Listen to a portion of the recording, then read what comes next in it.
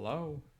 At time of recording, Spurs and Thunder series is about to kick off in about half an hour or so. So I wanted to do some quick thoughts slash preview of this series, um, and who I think is going to win and why, and some of my concerns. Um, I am, of course, a Spurs fan, so in the shocking turn of events here, I am going to pick the Spurs. I think this is about as close to 50-50 as you're going to get. So I am picking Spurs. I'm picking Spurs in 7. But let's kind of get into why here. I am going to start off with my concerns. The largest concern is the back-to-back MVP himself, Mr. SGA. For all of the obvious reasons, he's a machine. He's historically awesome at scoring and shot making. And I think specifically the other award that he won this year, the Clutch Player of the Year award, is going to be the biggest advantage that the Thunder have in this series. Late game offense and scoring, knowing exactly who and what they're going to run through SG at the end of these games is I think a huge advantage for them. The Spurs have been a little more egalitarian in their approach with their 3 lead guards, which has obviously helped them get here and helped them all have moments and points in this playoff where they have looked like the best guard on the team and helped driven them to a 60-win season and now a conference finals appearance in their first run together, and really in their first playoff run for this era of the Spurs. That being said, I think sometimes at the end of the game, there were times watching them this year as a Spurs fan that I really was like, man, it'd be nice if one of them would just be the lead guard and get into a 2-man game with Wemby, and just take control in that regard, and they don't necessarily always do that. My second concern is in the Minnesota series for the Spurs. They kind of played Gobert off the floor. They made Finch went with the decision to basically kind of after the start of the game more or less match Gobert to Cornette's minutes, so they could get 5-out spacing and try and pull Wemby away from the basket. They have to make that. Minnesota had to make that trade-off of Gobert's defense versus the floor spacing with Naz Reid, right? The Thunder don't really actually have to make that same kind of trade-off. If they decide that Hartenstein versus Wemby is just not tenable,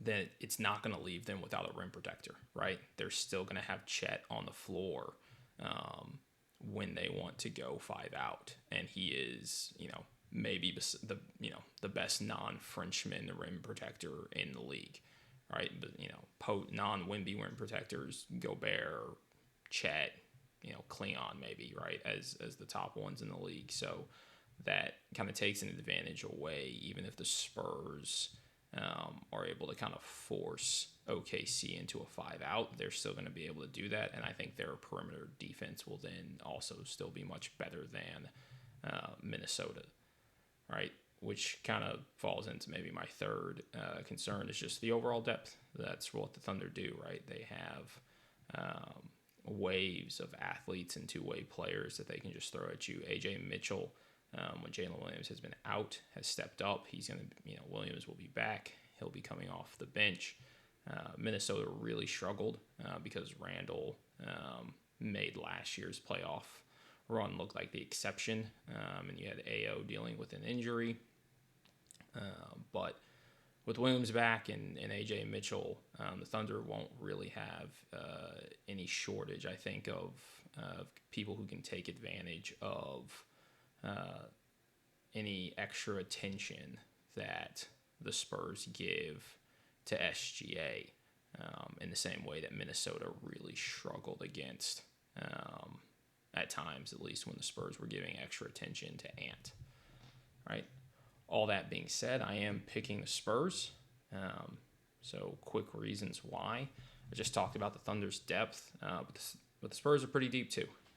Keldon Johnson was obviously the sixth man of the year, and I think if they gave that award out in the postseason, I think Dylan Harper would probably win that right now. He's been awesome off the bench. Cornette has been a great Wemby sub, offering really good rim protection in the minutes that Wemby doesn't play. So I think the Spurs have the depth and the athleticism to match the waves that OKC can throw at you. And so I don't think that kind of superpower that OKC has had in these last two playoff runs will be as big or an advantage at all. I think the Spurs' depth and bench can kind of play the Thunder to a standstill, to even there. I also think if you look at the Lakers series with the Thunder, obviously they swept them, but the Lakers employed a anyone but SGA strategy defensively, and they held SGA, relatively speaking, down to earth, but they kept him under 50% from the field. They kept him under 25 in 3 of the 4 games. And that's, pretty impressive for a Laker team that I think is, does not have the defensive talent, really and truly to compete at this level, right? The Spurs are much more athletic and they're much better. And I think if they want to employ that at times, they're going to be able to do so much more effectively, in large part because of, I guess, the last and final reason, which is they have Wemby. And one of the reasons that they will be able to, if they want to, give extra attention to SGA is because anyone trying to take advantage of that extra attention and drive or get into the paint to get good high percentage shots, they turn into not good shots when Wemby's there. They turn in to much less effective, 2-on-1s with Wemby sitting in the paint are much likely, are much more likely to be in his favor, really and truly, than the offenses. And the way he's able to just absolutely bend kind of the gravity and the space on the court and take it away is insane. And he has been awesome in this postseason. In the 8 games that he has not been either concussed or gotten himself quite fairly ejected from, he's 24-12 with 5 blocks a game. He's hitting 64% of his 2-point shots and 36% of his threes. That number from 3 actually seems a little ridiculous to me when you remember the fact that he had an 0-of-8 game. So he's been sensational on both ends of the court. SGA more than fairly won the MVP. I think start to finish for this year, he was the best player in the league. I think Wemby really and truly came on probably, kind of turn of the calendar, January 1 on. And so I think that the MVP to Shea is more than fair. And in my, fake ballot, I also gave him the MVP.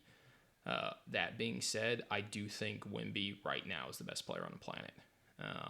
And in 2007, LeBron had a 48 special in a conference final. And I think from that point forward, he was really and truly the best player on the planet until, somewhere between 2018 and 2020. When he won his last title with the Lakers.